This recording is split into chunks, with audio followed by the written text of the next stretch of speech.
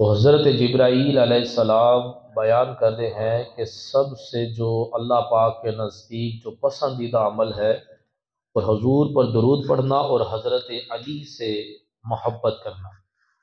حضرت علی رضی اللہ تعالیٰ عنہ ارشاد فرماتے ہیں وَإِذَا مَرَرْتُ فِي الْمَسَاجِدِ صَلُّوا عَلَى النَّبِيِّ صلی اللہ تعالیٰ علیہ وسلم، کہ جب کسی مسجد سے گزرو تو حضور صلی اللہ علیہ وسلم پر درود پڑھو۔ تو جب بھی سفر میں مسجد نظر آئے تو نبی پاک صلی اللہ تعالیٰ علیہ وسلم کی ذات پاک پر درود پڑھنا چاہیے۔ اللہ تعالیٰ ہمیں کثرت سے درود و سلام پڑھنے کی توفیق عطا فرمائے۔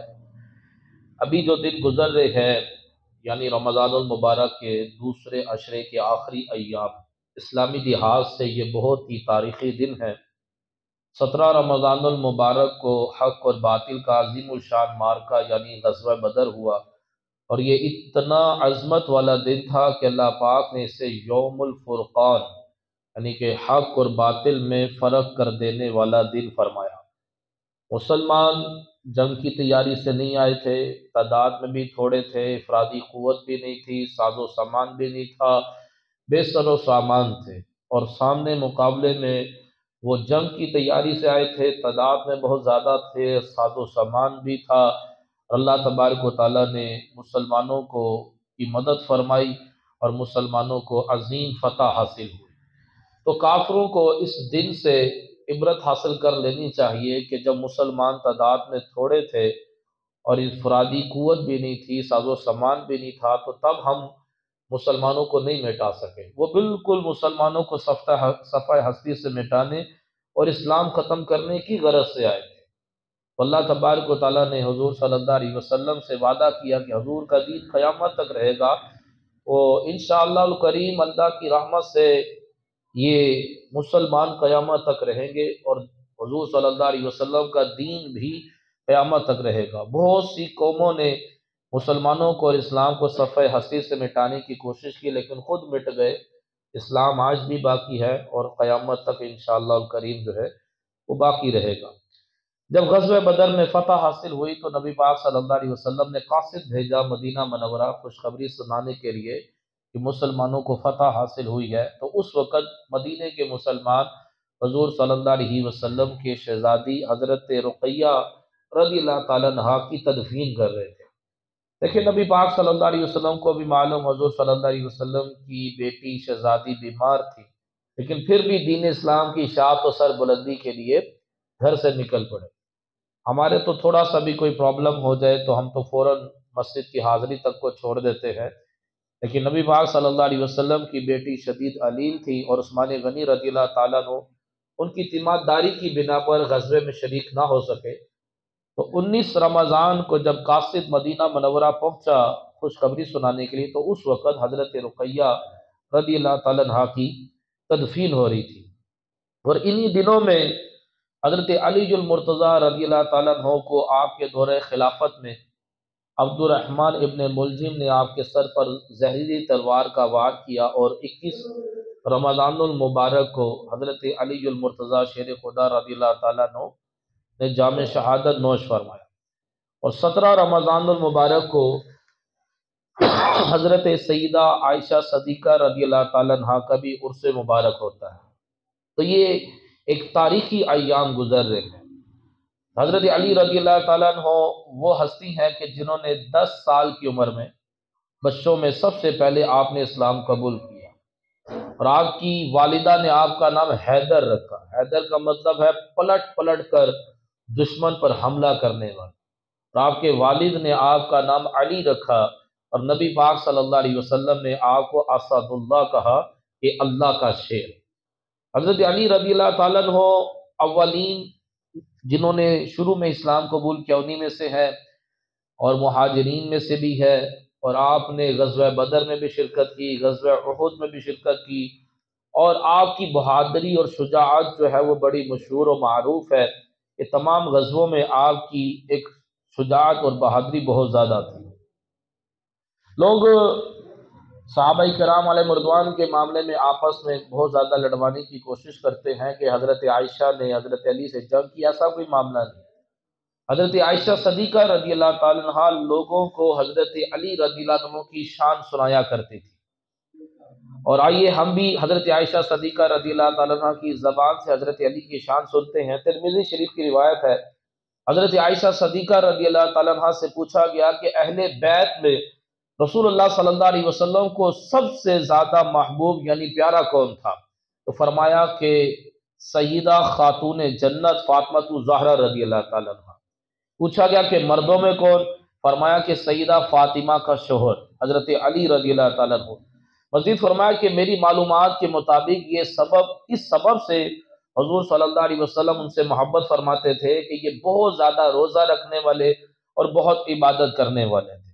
حضرت سیدہ فاطمہ الزہرا رضی اللہ تعالیٰ عنہ بھی بہت کثرت سے روزے رکھتی تھی اور بہت زیادہ عبادت، رات آپ کی عبادت میں گزرتی تھی۔ مولا علی رضی اللہ تعالیٰ عنہ بہت زیادہ روزہ رکھنے والے اور بہت زیادہ عبادت کرنے والے۔ تو اگر بندہ حضور صلی اللہ علیہ وسلم کا محبوب بننا چاہتا ہے تو کثرت سے نمازیں پڑھنی ہوگی، کثرت سے روزے رکھنے ہوں گے۔ زیادہ نماز پڑھنے والے، زیادہ روزے رکھنے والے حضور صلی اللہ علیہ وسلم کو یہ پسند آتے ہیں۔ اللہ اکبر۔ ہمارے نبی صلی اللہ تعالیٰ علیہ وسلم حضرت علی رضی اللہ تعالیٰ عنہ سے محبت فرمایا کرتے تھے، اور حضرت علی رضی اللہ تعالیٰ عنہ بھی نبی پاک صلی اللہ علیہ وسلم سے بے پناہ محبت کہتے ہیں۔ ہمیں حضور صلی اللہ علیہ وسلم سے اتنی محبت کہ جو سخت گرمی میں جو بندے کو ایک ٹھنڈا پانی جو عزیز ہوتا ہے، اس سے بھی کہیں زیادہ ہمیں حضور صلی اللہ علیہ وسلم کی ذات پاک عزیز ہے۔ ایک دن حضرت عائشہ صدیقہ رضی اللہ تعالیٰ عنہ سے حضرت معاذہ غفاریہ رضی اللہ تعالیٰ عنہ ملنے گئی۔ کہتی میں نے دیکھا کہ مولا علی رضی اللہ تعالیٰ عنہ ان کے گھر سے باہر تشریف لائے، میں اپنے رستے پر چلے گئے۔ میں اندر گئی تو سرکار علی وقار صلی اللہ تعالیٰ علیہ وسلم بھی گھر ہی پر تھے، اور آپ سیدہ عائشہ صدیقہ رضی اللہ تعالیٰ عنہ سے فرما رہے تھے کہ عائشہ، یہ علی المرتضیٰ سب مردوں میں مجھے بہت پیارے اور عزیز ہیں، کہ عائشہ میری رضا کے لیے ان کا حق پہچانو اور ان کی عزت کرو۔ تو نبی کریم صلی اللہ تعالیٰ علیہ وسلم کہہ رہے ہیں کہ میری رضا کے لیے، مجھے خوش کرنے کے لیے ان کے حق کو پہچانو اور ان کی عزت کرو۔ سیدہ عائشہ صدیقہ رضی اللہ تعالیٰ عنہ کی زبانی مولا علی رضی اللہ تعالیٰ عنہ کی مزید شان سنیے۔ آپ فرماتی ہیں کہ سیدہ فاطمہ اور ان کے شوہر مولا علی رضی اللہ تعالیٰ عنہ پیارے آقا مکی مدنی مصطفیٰ صلی اللہ علیہ وسلم کو سب سے زیادہ محبوب تھے، اور نبی پاک صلی اللہ تعالیٰ علیہ وسلم ارشاد فرماتے ہیں انا مدینۃ العلم وعلی بابھا، کہ میں علم کا شہر ہوں اور علی اس کا دروازہ ہے۔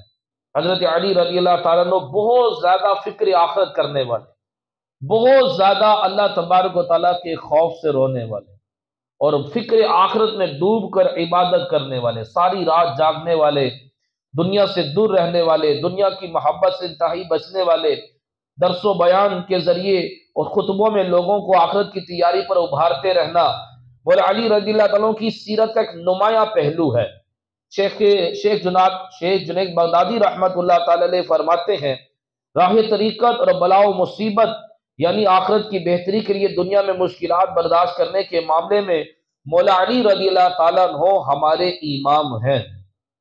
حضرت درار رحمت اللہ تعالی علیہ فرماتے ہیں کہ میں اللہ پاک کو گواہ بنا کر کہتا ہوں کہ میں نے کئی بار، کہتے ایک بار نہیں، کئی بار مولا علی رضی اللہ تعالیٰ عنہ کو مسجد میں تنہائی میں محراب کے اندر اپنی داڑھی پکڑ کر روتے ہوئے دیکھا۔ آپ اپنی داڑھی مبارک پکڑی ہوتی اور ایسے بے چین ہوتے کہ گویا کہ آپ کو زہریلے سانپ نے ڈس لیا ہو، اور آپ شدت سے روتے اور بے اختیار پکارتے کہ اے میرے رب، اے میرے رب۔ پھر دنیا سے مخاطب ہو کر فرماتے دنیا تو مجھے دھوکے میں ڈالنے آئی ہے، میرے لیے بند سنور کر آئی ہے، دور ہو جا کسی اور کو دھوکہ دینا کہ میں نے تجھے 3 طلاقیں دے چکا ہوں، یعنی کہ 3 طلاقیں جس کے بعد رجوع نہیں ہو سکتا، کہ میں نے دنیا تجھے وہ طلاقیں دی ہے کہ میں اب کبھی بھی تیرے ساتھ رجوع نہیں کر سکتا، تیری عمر کم ہے، دنیا کی عمر کم ہے، جبکہ تیری مصیبتیں برداشت کرنا آسان ہے۔ پھر حسرت سے کہتے ہیں کہ زاد راہ تھوڑا ہے، سفر بہت لمبا ہے، اور راستہ اور وحشت سے بھرا ہوا ہے۔ تو حضرت علی رضی اللہ تعالیٰ عنہ نے دنیا کو طلاقیں دے دی.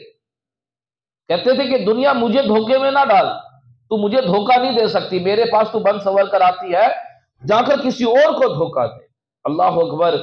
پیارے اسلام بھائی، مولا علی رضی اللہ تعالیٰ عنہ ہے، یہ وہ ہے کہ جن کے بیٹے جنتی جوانوں کے سردار ہیں، جن کی بیوی جنتی عورتوں کی سردار ہے. یہ وہ علی ہے کہ جن کو حضور صلی اللہ علیہ وسلم نے ایک بار نہیں کئی بار جنتی کہا. یہ وہ علی ہے جن کو حضور صلی اللہ علیہ وسلم نے ارشاد فرمایا انت اخی فی الدنیا والآخرہ، کہ تم دنیا اور آخرت میں میرے بھائی ہو. یہ وہ علی ہے کہ جن کا ذکر کرنا عبادت ہے. یہ وہ علی ہے کہ جن کے چہرے کو دیکھنا عبادت ہے. یہ وہ علی ہے کہ جن کی محبت یہ ایمان کی علامت ہے. حضور فرماتے ہیں بغض علی اور ایمان ایک جگہ پر جمع نہیں ہو سکتے. جس دل میں بغض علی ہوگا ادھر ایمان نہیں ہوگا، اور جدھر ایمان ہوگا ادھر محبت علی ہوگی. تو جس علی کی اتنی شانیں ہیں، وہ علی محراب میں اپنی داڑھی پکڑ کر زاروں کا تار رو رہے ہیں اور اللہ پاک کی بارگاہ میں التجا کر رہے ہیں اور کہتے ہیں کہ دنیا دور ہو جا، تو کسی اور کو دھوکے میں ڈالنا، میں تجھے 3 طلاقیں دے چکا ہوں. تو لیکن ایک ہمارا حال ہے کہ نیکی نام کو نہیں، اعمال نامے گناہ سے بھرے پڑے ہیں، نہ ظاہر اچھا نہ باطن اچھا. اس کے باوجود ہمیں بس فکر دنیا ہے، بس دن رات دنیا دنیا دنیا کمانے کی فکر ہے، مال کی حرص و ہوس ہے. کھانا کیا ہے، پہننا کیا ہے، مستقبل کا کیا ہوگا، کاروبار کیا کرنا ہے، کاروبار چل پڑا ہے، دوسرا کون سا چلانا ہے، کہاں انویسٹمنٹ کرنی ہے، پیسوں کو سیکیور کیسے کرنا ہے، مزید کیسے پیسے بڑھانے ہیں، شہرت کیسے بڑھانی ہے، فالوور کیسے بڑھانے ہیں، ویوز کیسے بڑھانے ہیں، کس طرح سے لائک لینے ہیں. ان معاملات میں پڑے ہوئے ہیں. ہمیں یہی فکریں لگی رہتی ہیں، کیا پہننا کیا کھانا ہے. ہر ایک کو فکر پڑی ہوگی اب عید پر کیا پہننا ہے، عید پر کیا لینا ہے. اب عید کی فکر سب کو پڑ جائے گی. کسی کو اس چیز کی فکر نہیں ہے کہ رمضان جا رہا ہے، میں نے نیکیاں کم کی ہیں، آخری عشرہ آ رہا ہے. حضور صلی اللہ علیہ وسلم آخری عشرے میں مزید عبادت بڑھا دیتے تھے، چلو میں بھی عبادت بڑھا دوں. یہ بالکل فکر نہیں ہے کہ آخری عشرہ جس میں لیلۃ القدر ہے، چلو میں اعتکاف میں بیٹھ جاتا ہوں، چلو اعتکاف میں نہیں بیٹھ پا رہا تو طاق راتوں میں عبادت ہی کر لیتا ہوں کہ لیلۃ القدر حاصل ہو جائے. ہمیں کوئی فکر نہیں پہننا کیا اور کھانا کیا ہے، عید پر جانا کہاں ہے، عید پر پہننا کیا ہے، اور عید پر کھانا کیا ہے، کہاں دعوت پر جانا ہے، کس کو دعوت پر بلانا، کہاں گھومنے جانا ہے. ہم یہ پروگرام بنا رہے ہیں. لیکن یہ جن کو جنتی ہونے کی بشارتیں تھیں، جن کو حضور صلی اللہ علیہ وسلم جو ہے وہ اپنا بھائی قرار دے رہے ہیں، وہ کہہ رہے ہیں کہ دنیا تیری عمر کم ہے، تیری عمر کم ہے، سفر بڑا لمبا ہے لیکن زیادہ راہ کم ہے. اتنی نیکیاں کرنے کے باوجود وہ کہتے ہیں کہ ہمارے پاس نیکیاں کم ہیں، اور ہم نیکیاں کرتے بھی نہیں ہیں، اور ہمیں پھر بھی جو ہے نہ قبر و حشر کی کوئی فکر نہیں ہے. حضرت علی رضی اللہ تعالیٰ عنہ فرمایا کرتے، لوگوں آخرت آ رہی ہے، دنیا جا رہی ہے. دنیا جا رہی ہے، جو جا رہا ہے اس کو جانے دو، اس کی فکر میں کیوں پڑے ہوئے ہو. کہتے لوگوں آخرت آ رہی ہے، دنیا جا رہی ہے، ان میں سے ہر ایک کے چاہنے والے ہیں. تم آخرت کے چاہنے والے بنو، دنیا کے چاہنے والے مت بنو. بے شک آج عمل کا دن ہے، کل حساب کا دن ہوگا. آج عمل کا دن ہے، کل حساب کا دن ہوگا. کل عمل نہیں کر سکو گے اور آج حساب نہیں ہے. آج عمل ہے، کل حساب ہے، کل حساب ہوگا، عمل نہیں ہوگا. دنیا جا رہی ہے، وقت رکتا نہیں ہے، وقت نہیں رکتا، وقت چلتا چلا جا رہا ہے، اور دنیا اختتام کی طرف ہے. قیامت قریب ہے اور دنیا فنا ہونے والی ہے اور آخرت آنے والی ہے. چلو قیامت تو دور ہے لیکن ہماری موت تو دور نہیں نا. ہماری بھی سانسیں چل رہی ہیں، ایک لمحے کے لیے نہیں روکتی. ہر سانس موت کے قریب کرتی چلی جا رہی ہے، اور اچانک بندہ ایک دن موت کا شکار ہوگا اور اندھیری قبر میں جا پڑے گا. بہت سے لمبے لمبے پلان بنائے ہوتے ہیں لیکن اچانک موت آتی ہے، بندے قبر میں چلا جاتا ہے. کہ دلا غافل نہ ہو یکدم یہ دنیا چھوڑ جانا ہے، بغیچے چھوڑ کر خالی زمین اندر سمانا ہے. نہ بیلی ہو سکے بھائی، نہ بیٹا باپ تے مائی، تو کیوں پھرتا ہے سودائی، عمل نے کام آنا ہے. تیرا نازک بدن بھائی جو لیٹے سیج پھولوں پر، یہ ہوگا ایک دن بے جان، اسے کیڑوں نے کھانا ہے. غلام ایک دم نہ کر غفلت، حیاتی پر نہ ہو غرہ، خدا کی یاد کر ایک دن جس نے کام آنا ہے. ایک شخص خود تیار ہو رہا ہوتا ہے شادی پہ جانے کے لیے، اور شادی پر پہنچتا ہے تو اس کی ڈیتھ ہو جاتی ہے، اگلے دن اس کو لوگ تیار کر رہے ہوتے ہیں قبرستان میں لے جانے کے لیے۔ آج بندہ تیار ہو رہا تھا برات میں جانے کے لیے، لیکن اچانک موت آتی ہے اور اس کو تیار کیا جا رہا ہوتا ہے قبرستان لے جانے کے لیے۔ حضرت عبد الرحمن رحمت اللہ تعالی علیہ فرماتے ہیں، مسلمانوں کے چوتھے خلیفہ مولا علی رضی اللہ تعالیٰ عنہ نے ایک روز فرمایا، اے لوگوں، کیا میں تمہیں سب سے بڑی حسرت کے بارے میں نہ بتاؤں؟ ہمارے نزدیک تو سب سے بڑی حسرت یہ ہوتی ہے جس کے پاس وہ آئی فون 15 پرو دیکھ لیں، حسرت اس کے پاس، میرے پاس کیوں نہیں؟ اس کے پاس گاڑی ہے تو میرے پاس نہیں، بنگلہ ہے تو میرے پاس نہیں، شہرت ہے تو میرے پاس نہیں۔ تو مولا علی کہتے ہیں کہ تمہیں سب سے بڑی حسرت والا دن بتاؤ؟ وہ دن سب سے بڑی حسرت والا دن ہوگا کہ بندے نے بڑی محنت کے ساتھ مال و دولت کو جمع کیا، بڑی محنت کے ساتھ اپنی شہرت کمائی، دولت کمائی، لیکن اچانک اس کی موت آ گئی، اس کا سارا مال دوسروں نے قبضے پہ کر لیا، خود استعمال نہیں کر سکا۔ سب سے بڑی حسرت کا دن وہ موت کا دن ہوتا ہے کہ جس دن وہ سب کچھ چھوڑ کر اپنے قبرستان چلا جاتا ہے، شہرت بھی یہی رہ جاتی ہے، دولت بھی یہی رہ جاتی ہے، اور دولت پر کوئی اور قابض ہو جاتے ہیں۔ سعید بن مسیب رضی اللہ تعالیٰ عنہ، تابعی بزرگ، مولا علی کی زیارت کرنے والے، مولا علی کی صحبت میں رہنے والے، کہتے ہیں کہ ہم ایک مرتبہ حضرت علی رضی اللہ تعالیٰ عنہ کے ساتھ قبرستان گئے۔ مولا علی رضی اللہ تعالیٰ عنہ صحابہ کرام با کرامت لوگ ہیں، یہ ہے دنیا، اس کے بعد ہے برزخ والا معاملہ۔ تو برزخ میں کیا ہے یہ ہر ایک کے دیکھنے کی بس کی بات نہیں ہے۔ برزخ میں رہنے والے لوگوں کو نہ بندہ دیکھ سکتا ہے نہ بات کر سکتا ہے، لیکن اللہ جسے طاقت دے۔ حضرت علی رضی اللہ تعالیٰ عنہ قبرستان گئے اور آپ نے کہا، السلام علیکم یا اہل القبور، اے قبر والو تم پر سلامتی ہو، یہ بتاؤ کہ میں تمہیں خبر دوں کہ تمہارے مرنے کے بعد کیا معاملہ ہوا، یا پہلے تم اپنی خبر دو گے کہ مرنے کے بعد تمہارے ساتھ کیا ہوا؟ تو آواز آئی کہ اے امیر المومنین، آپ بتائیے کہ ہمارے مرنے کے بعد کیا ہوا؟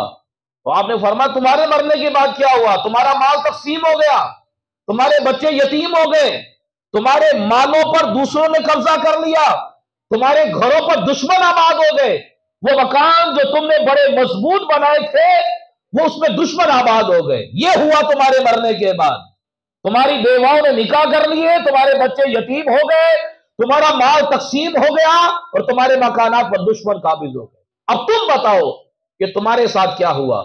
تو جواب آیا، ہے امیر المومنین، ہمارے کفن پھٹ کر ٹکڑے ٹکڑے ہو گئے، ہمارے بال جھڑ گئے، ہماری کھالیں ٹکڑے ٹکڑے ہو گئیں، ہماری آنکھیں بہہ کر رخسار پر آ گئیں، ہماری کھال ٹکڑے ٹکڑے ہو گئی، اور ہمارے نتنوں سے پیپ بہنے لگا، اور جو ہم نے آگے بھیجا تھا وہی اسی کو پایا، اور جو پیچھے چھوڑا اس کو ہم نے نقصان میں پایا۔ آخرت کی فکر کرنی ہے ضرور، زندگی ایک دن گزرنی ہے ضرور، قبر میں میت اترنی ہے ضرور، جیسی کرنی ویسی بھرنی ہے ضرور، ایک دن مرنا ہے آخر موت ہے، کر لے جو کرنا ہے آخر موت ہے۔ تو حضرت علی رضی اللہ تعالیٰ عنہ وہ با کرامت شخصیت ہے کہ جو مردوں سے بھی کلام کر لیا کرتے تھے۔ آپ برزخ کے معاملات میں سوالات بھی کر رہے ہیں، جوابات بھی دے رہے ہیں، ان سے جواب بھی لے رہے ہیں۔ اللہ تبارک و تعالیٰ نے آپ کو وہ طاقت عطا فرمائی۔ اور پھر اس میں جو آپ نے برزخ والوں سے جو باتیں کی وہ لوگوں کو سمجھانے کے لیے تھا کہ دیکھو بندہ مر جاتا ہے، جو مال بڑی محنت سے کماتا ہے وہ تقسیم ہو جاتا ہے، مکان پر قبضہ ہو جاتا ہے، عورتیں دوسری شادیاں کر لیتی ہیں، جن کی فکر میں بندہ آخرت سے غافل رہتا ہے۔ حضرت علی رضی اللہ تعالیٰ عنہ فرماتے ہیں کہ تمہارے بارے میں دو باتوں کا خوف رکھتا ہوں، لمبی امید، میں نے بری دیر تک زندہ رہنا، ابھی تھوڑی مرنا ہے، ابھی تو بڑا ٹائم پڑا ہے، لمبی امید اور خواہشات کی پیروی کرنا۔ ایسے ہم بے وقوف ہیں، میں ایسے لوگوں کو جانتا ہوں جو باپ کے مرنے کے انتظار کر رہے ہیں کہ باپ مرے گا ہم جائیداد پر قبضہ کریں گے۔ 4-5 بھائی ہوتے ہیں، 2-3 پلاننگ بنا رہے ہوتے ہیں کہ ہم نے یوں کر کے قبضہ کرنا ہے، ذرا باپ مر تو جائے۔ باپ کے ابے بیوقوف، باپ کے مرنے کا انتظار کر رہا ہے، تجھے پتا کہ باپ کے مرنے سے پہلے تو مر گئے؟ افسر کے مرنے کا انتظار کر رہے ہوتے، افسر مرے گا مجھے یہ پوسٹ مل جائے گی، یہ ہے لمبی امید۔ سمجھ رہا کہ افسر بوڑھا ہو گیا ہے، باپ بوڑھا ہو گیا ہے، باپ مر جائے گا، ہم جائیداد پر قبضہ کریں گے۔ ارے بھائی بیوقوفوں والی سوچ ہے آپ کی، کتنے بوڑھے بیٹھے رہ جاتی ہے، جوان قبرستان چلے جاتے ہیں۔ تم جو باپ کے مرنے کا انتظار کر رہے ہو کہ باپ مرے گا ہم جائیداد پر قبضہ کریں گے، ارے کیا پتا کہ اللہ کی مشیت میں یہ ہو کہ تم مرنے والے ہو، باپ بیٹھا رہے گا۔ ہو سکتا ہے کہ باپ نے تو بھی 100 سال کے بعد جا کے مرنا، تمہاری موت آئی ہوئی ہے، تو کیا تم جائیداد پر قبضہ کرنے کی پلاننگ بنا رہے ہو؟ یہ ہے لمبی امید۔ یہ لمبی امید بندے کو گناہ میں مبتلا کرتی ہے، یہ لمبی امید بندے کو توبہ نہیں کرنے دیتی، یہ لمبی امید بندے کو نیکیاں نہیں کرنے دیتی کہ ابھی تو بڑی عمر پڑی ہے، کل توبہ کر لیں گے، کل توبہ کر لیں گے، ابھی کر لیں گے آخرت کی تیاری۔ اور بھائی کچھ پتا نہیں، وہ دیکھو نہیں بیچارہ فیصلہ آباد کے اندر وہ لڑکا موٹر سائیکل پہ جا رہا تھا افطاری لینے، اسے پتا تھا کہ راستے میں میری موت کھڑی ہے، عید کے بعد اس کی شادی تھی، شادی کی تیاریاں ہو رہی تھی، اس کو پتا تھا، لیکن بیچارے کو راستے میں ہی اس کی تو موت آ گئی، جوانی میں موت آ گئی، بڑھاپے میں نہیں آئی، شادی سے پہلے موت آ گئی۔ ہم کہتے ہیں شادی بھی کرنی ہے، تو یہ کچھ پتا نہیں ہے کہ آنے والے لمحے میں کیا ہونے والا ہے۔ بندے نے بائک نکالی ہے اور جا رہا ہے، کچھ پتا نہیں واپس آتا بھی کہ نہیں آتا۔ تو یہ جو لمبی امید ہوتی ہے نا، یہ بندے کو باولا بنا دیتی ہے۔ ہر وقت بندے کو اپنی موت یاد رکھنی چاہیے۔ ایک بھیڑ کو اس کو کہا کہ جب تیرا مالک تجھے لٹائے اور تیری گردن پر ہاتھ پھیرے تو سمجھنا کہ وہ تیری زندگی کا آخری دن ہوگا۔ تو ایک دن کیا ہوا، مالک نے بھیڑ کو لٹایا، اس کی گردن پر ہاتھ پھیرا، تو بھیڑ نے سمجھا کہ لگتا کہ بس آج موت ہے، آج میری زندگی کا آخری دن ہے۔ لیکن مالک نے وہ مشین پکڑی اور بھیڑ کے اوپر جو بال وغیرہ تھے، اون تھی، وہ اس کی اتاری اور بھیڑ کو چھوڑ دیا۔ بھیڑ بڑی خوش ہوئی کہ مجھے تو کچھ بھی نہیں ہوا۔ پھر ایک مرتبہ مالک نے پھر لٹایا، اس کے اوپر یوں ہاتھ پھیرا، اس نے کہا لگتا آج موت آئی، آج تو گلے پہ چھری پھری۔ لیکن مالک نے ایک مخصوص غذا اس کو کھلائی اور اس کو پھر چھوڑ دیا۔ بھیڑ بڑی خوش کہ مجھے تو آج بھی کچھ نہیں ہوا۔ اب بھیڑ بڑی اطمینان کی زندگی گزارنا شروع کر دی کہ مجھے کچھ بھی نہیں ہونا۔ اگلی مرتبہ پھر لٹایا تو بھیڑ نے یہ سوچا کہ کچھ بھی نہیں ہونا، یا تو میری اون اتارے گا یا مخصوص غذا کھلائے گا اور مجھے چھوڑ دے گا۔ لیکن اب کی بار کیا ہوا کہ بھیڑ کی گردن پر چھری پھر گئی اور بھیڑ دنیا سے رخصت ہو گئی۔ یہی حال ہمارا ہے، سر میں درد ہوئی، بیماری ہوئی، ہاسپٹل گئے، انجیکشن لگا، ڈرپ لگی، واپس آ گئے، مجھے تو کچھ بھی نہیں ہوا، میں تو زندہ واپس آ گیا۔ پیٹ میں درد ہوا، سینے میں درد ہوا، میڈیسن نہیں صحیح ہو گیا، مجھے تو کچھ بھی نہیں ہوا۔ لیکن ایک مرتبہ ایسا سر میں درد ہوگا، ایسا پیٹ میں درد ہوگا، ایسا سینے میں درد ہوگا کہ بندہ ہاسپٹل تو زندہ جائے گا لیکن ڈیڈ باڈی واپس ہے۔